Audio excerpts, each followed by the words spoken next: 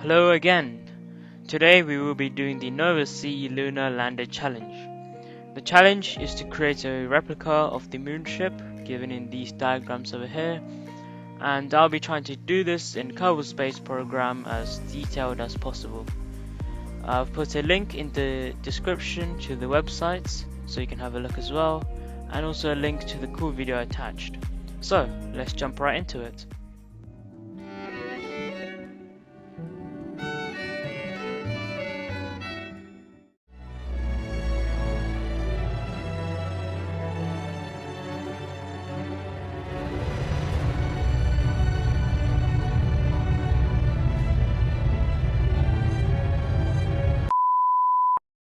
Okay guys, here we are with the Falcon 9 Moonship. The Falcon 9 of course is the bottom stage, and in the fairings at the top there we have the Moonship. Okay, so now we are ready for launch.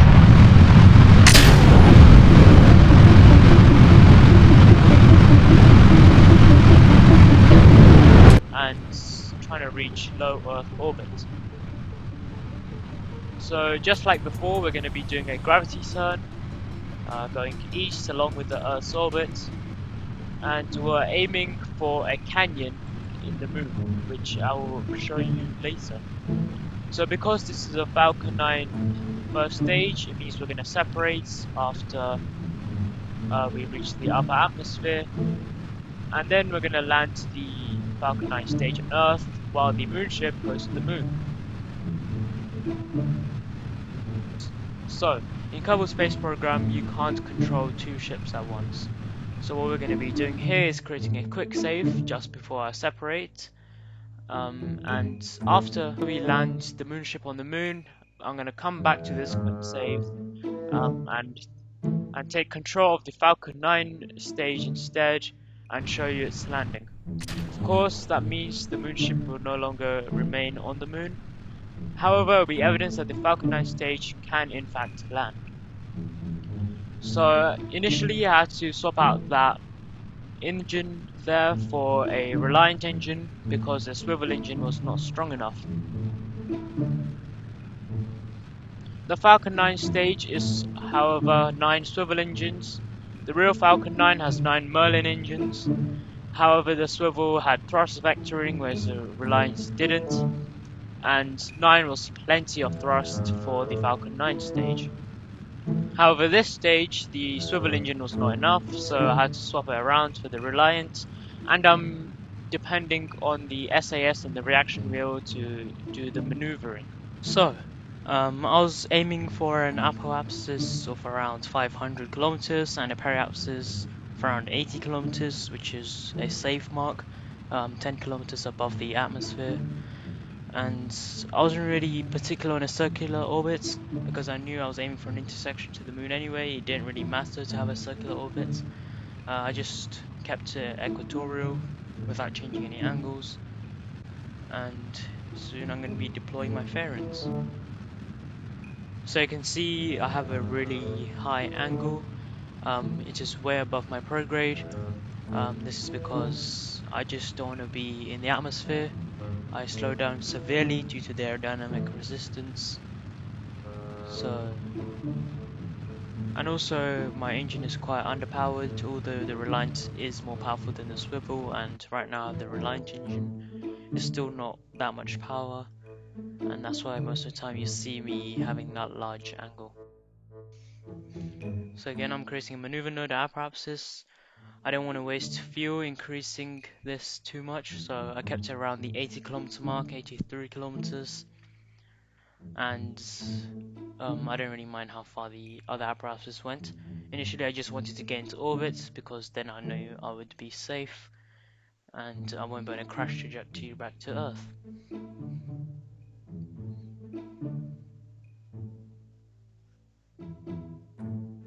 So yes, I did actually know that there was a feature to let the fairings deploy in 2 clean halves. But at the time when I was doing this mission, I didn't know that, and that's why soon when I reach the upper atmosphere, you see me deploy my fairings, and it'll be a complete mess.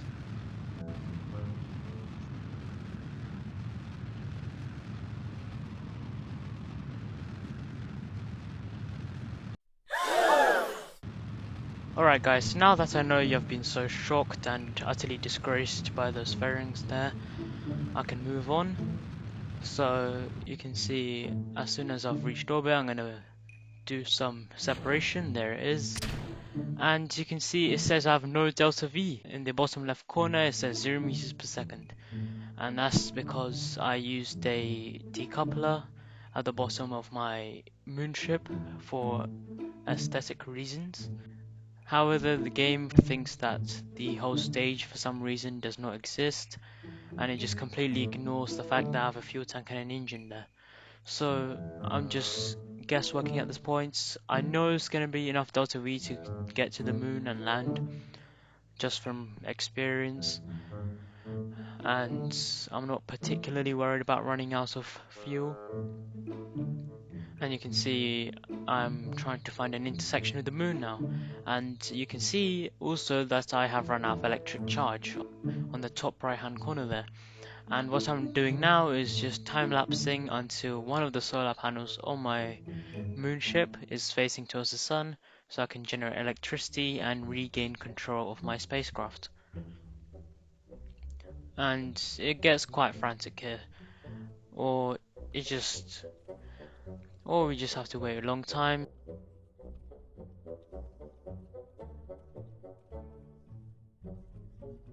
So you can see it's been 47 days since we started this mission, and finally I have electricity. And now I'm just reorienting my Moonship to make sure that the solar panels will be facing the sun when I come out of the dark into the light.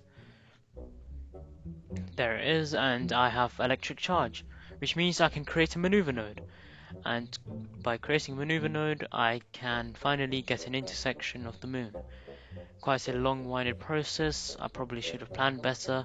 I could have added solar panels around the whole Moonship, which is an obvious answer. However, I was quite picky on the aesthetics and getting a perfect replica of the Moonship, and I was ready to go through the pain of waiting 47 days in order to get light, rather than sacrificing some of the aesthetic accuracy of my Moonship. So you can see I just planned my maneuver.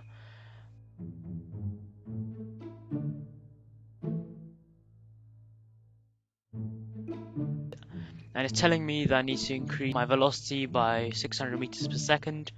So I did a rough guesswork how long that would take.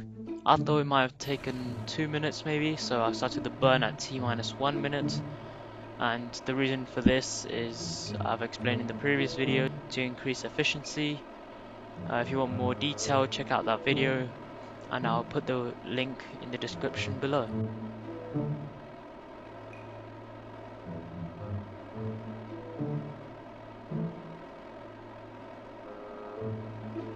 So as you can see, it shows a green line and then a yellow line and also a purple line.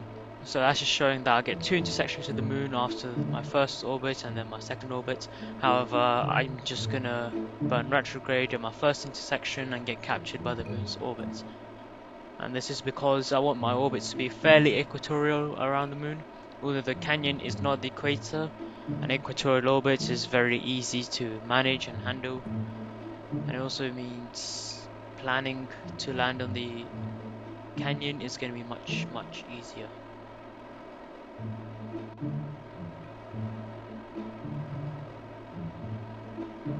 So you can see it's a fairly long burn. I was quite off with my timings. It took 3 minutes in fact, not 2 minutes. So I learned from that mistake, and next time I burn, I know roughly how long it takes. So it's roughly a minute per 200 meters per second. And here we are on our way to the moon. And as usual, I'm gonna now create a maneuver node at periapsis, or plan my maneuver, and I'm just aiming for a fairly circular orbit. My periapsis is already around 100 kilometers, 110 kilometers, and my apoapsis is also going to be around 140 kilometers.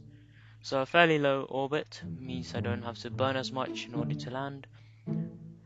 And here we are, close up of the moon. And if you watch the cinematic video in the websites, then this would look somewhat familiar. Of course, it's not the same angles and everything, but you can imagine it being the same.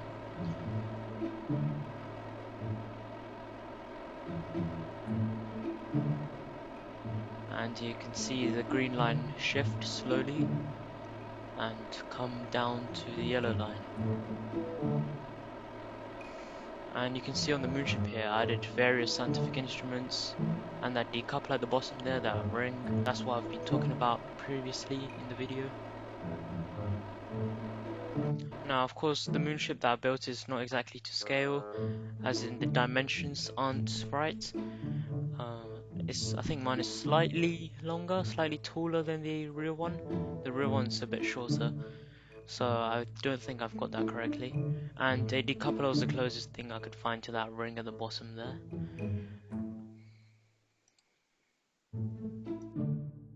And now you can see the green line disappearing like usual when I go behind the moon and lose connection with the Earth.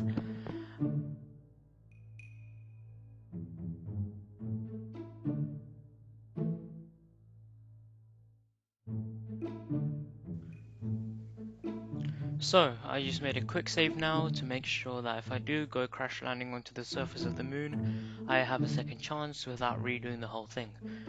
And here's a canyon. I'll put an image on the screen, zoomed in, to show you where it is. And I'll be aiming to land anywhere in that canyon. According to the challenge, that's where we are meant to land. And in the game also, there is an achievement for landing in the canyon. So as you can see, I've created a maneuver node and now I'm burning retrograde just so that the green line is above my canyon. And then I create another maneuver node above the canyon and burn retrograde again. And this time I'm burning so I'm falling straight down onto the canyon. And the reason for this and not doing a direct burn onto the canyon is because previously when I attempted this, and yes, this is not my first attempt, I think it's my second attempt, I'm pretty sure, or third. So as I came in at an angle, I had both sideways and downward velocity, and this was a problem because say I was landing on the inner wall of the canyon, my landing gear wasn't perpendicular with the ground. So that meant that when I touched down, I just had a bounce and then I crashed. So to counter this problem, I decided it would be smarter or better to burn retrograde right above the canyon and fall straight down into the canyon. In this way at least I might be able to tilt my spacecraft as I come in for landing in a more controlled way, and although it is less fuel efficient, I have plenty of fuel and a safer approach is much better.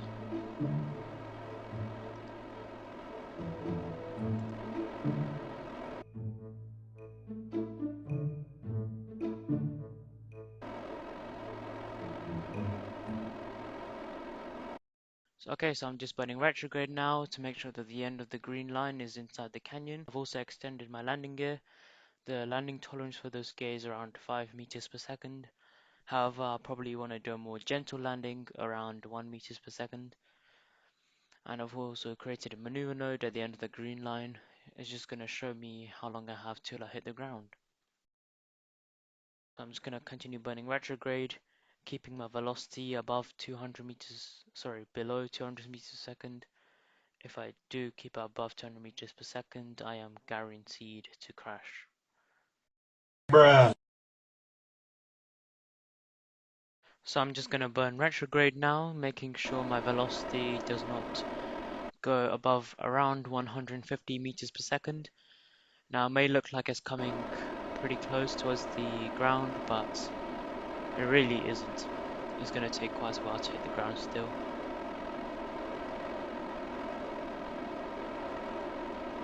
And now I'm just going to make sure my velocity doesn't increase over 30 meters per second. So it's just incremental. As I get closer towards the ground, I just make sure my velocity doesn't go over certain limits.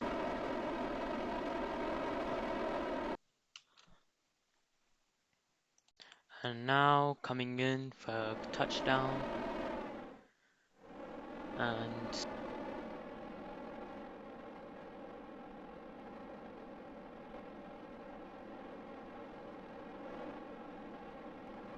there it is, as gentle as it can be. It probably can be more gentle, but I don't think so. And now here we are on the lunar surface. We're gonna do some science experiments. Now feast your eyes on the lunar lander.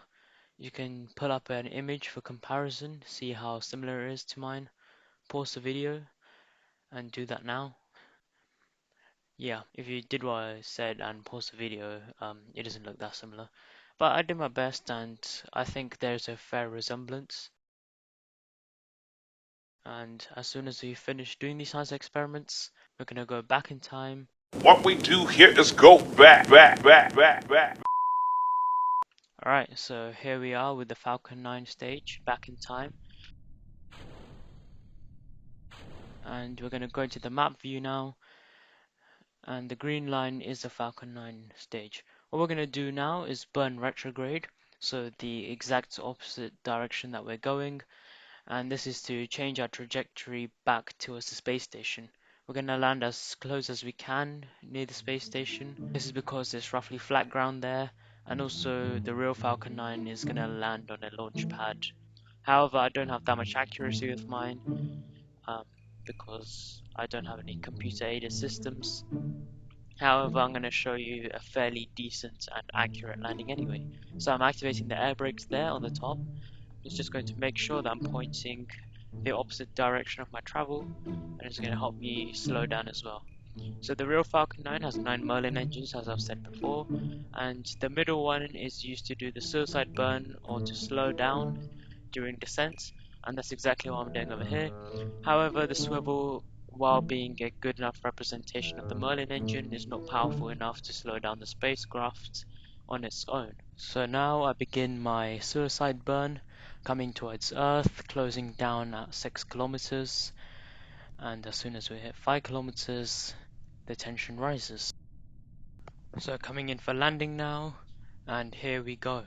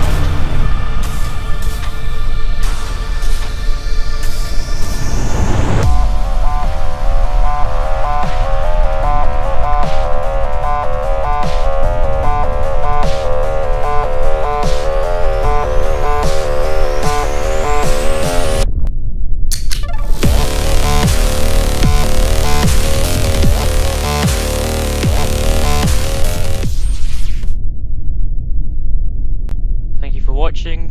Please like, share and subscribe.